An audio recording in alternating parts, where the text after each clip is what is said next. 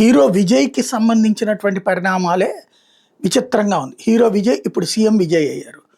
బడుగు బలహీన వర్గాలు, ప్రజాస్వామ్యము, హక్కులు, మానవ హక్కులు, బాధ్యతలు ఇవన్నీ మాట్లాడుకొచ్చారు ఉపన్యాసాల్లో. స్టాలిన్ నియంత ప్రభుత్వం అన్నారు. ఏఐఏడీఎంకే నియంత ప్రభుత్వం అన్నారు. పత్రికా స్వేచ్ఛని హరించారన్నారు. మానవ హక్కుల్ని హరించారన్నారు. అరాచకాలు చేశారన్నారు. ఇప్పుడు సీఎం అయ్యి ఇడిచిపెట్టి కొడితే నెల కూడా కాలేదు. ఒక యూట్యూబర్ ఎవరో ఆయన గురించి నెగిటివ్‌గా కామెంట్ చేశారట.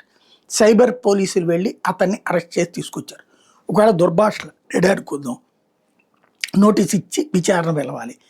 దుర్భాషలు ఆడారు అన్నటువంటి కారణంగా చేస్తే గనక ఖచ్చితంగా ఆ నోటీస్ ఇచ్చి వివరణ తర్వాత చేయాలి. కానీ అరెస్టు తీసుకురావడం. దీంతో దొరికేసింది ఛాన్స్ లడ్డూలాగా. ద్రవిడ మున్నేట్ర కజగం సీరియస్‌గా స్పందించింది. ప్రజా హక్కులు, పౌర హక్కులు అంటూ ఇంతవరకు ఉపన్యాసాలు ఇచ్చిన నాయకుడు చేసేది ఇదేనా?